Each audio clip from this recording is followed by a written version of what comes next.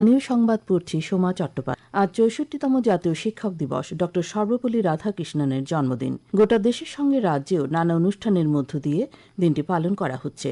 আগরতলার রবীন্দ্র শতবার্ষিকী ভবনে রাজ্যভিত্তিক শিক্ষক দিবসের মূল অনুষ্ঠানের উদ্বোধন করবেন মুখ্যমন্ত্রী অধ্যাপক ড মানিক সাহা। অনুষ্ঠানে বিশিষ্ট শিক্ষক ও সমাজসেবীদের পণ্ডিত ঈশ্বরচন্দ্র বিদ্যাসাগর, মহারানী তুলসীবতী এবং ড শ্যামাপ্রসাদ মুখার্জি সম্মান প্রদান করা হবে। প্রধানমন্ত্রী নরেন্দ্র মোদী বলেছেন, বর্তমান কেন্দ্রীয় সরকার পণ্য ও পরিষেবা কর বা জিএসটি ক্ষেত্রে পরবর্তী প্রজন্মের সংস্কার এনেছে। গতকাল নতুন দিল্লিতে শিক্ষক দিবসের প্রাক্কালে জাতীয় পুরস্কারপ্রাপ্ত শিক্ষকদের সঙ্গে আলোচনায় প্রধানমন্ত্রী বলেন, দ্বিতীয় প্রজন্মের জিএসটি সংস্কার দেশের উন্নতি ও অগ্রগতির ডাবল ডোজ। জিএসটি কাঠামো এখন আরও সহজ করা হয়েছে। এই সংস্কারের ফলে মধ্যবিত্ত, দরিদ্র, মহিলা এবং যুব সমাজ লাভবান হবে।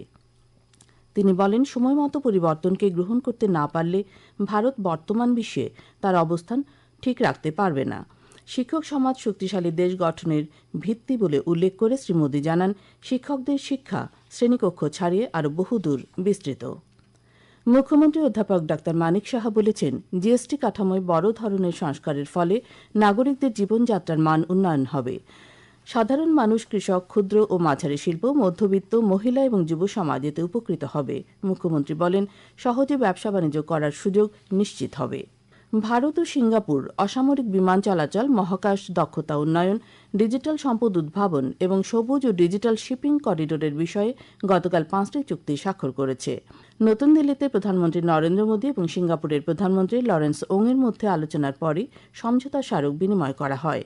প্রধানমন্ত্রী মোদী সাংবাদিকদের জানান, ভারত ও সিঙ্গাপুর আসিয়ানের সঙ্গে সহযোগিতা এবং ভারত প্রশান্ত মহাসাগরীয় অঞ্চলে শান্তি ও স্থিতিশীলতার জন্য যৌথ দৃষ্টিভঙ্গি এগিয়ে নিতে একসঙ্গে কাজ চালিয়ে যাবে।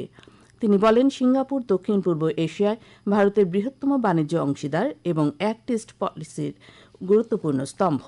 সরকারি চারু ও কারুকলা মহাবিদ্যালয়ের 50 বছর পূর্তি উপলক্ষে গতকাল আগরতলার রবীন্দ্র শতবার্ষিকী ভবন থেকে এক বর্ণাঢ্য শোভাযাত্রা শহর পরিক্রমা করে। এই শোভাযাত্রায় ত্রিপুরার কৃষ্টি, সংস্কৃতি ও পর্যটন ক্ষেত্রগুলি তুলে ধরা হয় ভিজুয়াল আর্টের মাধ্যমে।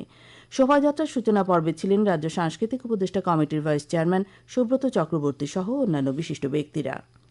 নিপুণ ত্রিপুরা কর্মসূচির 3য় বর্ষপূর্তি উপলক্ষে গতকাল শান্তিরবাজার মহকুমার গার্দাং এসবি স্কুলের ছাত্রছাত্রীদের নিয়ে একটি সুদৃশ্য শোভাযাত্রা অনুষ্ঠিত হয়। স্কুলের ছাত্রছাত্রীরা বিভিন্ন সাজে সজ্জিত হয়ে এতে অংশ নেয়।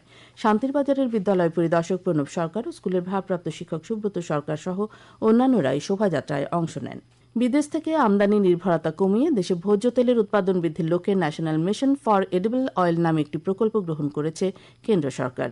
এই প্রকল্পের অধীনে নানা ধরনের তেলবীজ চাষ সম্পর্কে কৃষকদের মধ্যে সচেতনতা বৃদ্ধি করার লক্ষ্যে পুরাতন আগরতলা কৃষি মহকুমার উদ্যোগে পশ্চিম নোয়াগাঁও পঞ্চায়েতে 7 দিনব্যাপী প্রশিক্ষণ শিবির শুরু হয়েছে। পুরাতন আগরতলা কৃষি মহকুমার কৃষি তত্ত্বাবধায়ক রাজশ্রী চক্রবর্তী জানান, শিবিরের মূল লক্ষ্য হচ্ছে তেলবীজ উৎপাদনে দেশকে স্বয়ংসম্পূর্ণ করে তোলা। পশ্চিম জেলার জেলাশাসক ড বিশাল কুমার গতকাল আগরতলা এক সাংবাদিক সম্মেলনে জানান, গোটা দেশের সঙ্গে রাজ্যেও আদি কর্মযোগী অভিযান প্রকল্প গ্রহণ করা হয়েছে। এই প্রকল্পের মাধ্যমে উপজাতিদের অধিকার সুনিশ্চিত করা হবে। পশ্চিম জেলার 3টি মহকুমা, 47টি ভিলেজ কমিটি এবং 35টি রাজস্ব গ্রামে উপজাতিদের কর্মযোগীদের কমিটি তৈরি করা হবে। খোয়াই জেলাতেও আদি কর্মযোগী অভিযানের জন্য এক বৈঠক অনুষ্ঠিত হয়। বৈঠকে পৌরোহিত্য করেন খোয়াই জেলার জেলাশাসক রজত পন্ত। খেলার খবর। রাজমাতা জিজাবাই মেয়েদের জাতীয় সিনিয়র ফুটবল প্রতিযোগিতায় গ্রুপের প্রথম ম্যাচে ত্রিপুরা পরাজিত হয়েছে। আসামের ডিফুতে গতকাল অনুষ্ঠিত খেলায় অরুণাচল প্রদেশ 4-0 গোলে রাজ্য দলকে হারিয়ে দেয়। আবহাওয়ার পূর্বাভাসে জানানো হয়েছে, আজ আকাশ সাধারণত মেঘাচ্ছন্ন থাকবে। দিনের সর্বোচ্চ তাপমাত্রা 35 ডিগ্রি সেলসিয়াসের কাছাকাছি থাকতে পারে। আজ ভোরের সর্বনিম্ন তাপমাত্রা ছিল 26.5 ডিগ্রি সেলসিয়াস। গতকাল থেকে আজ ভোর পর্যন্ত বৃষ্টি হয়েছে 7.4 মিলিমিটার। স্থানীয় সংবাদ এখনকার মতো এই পর্যন্তই।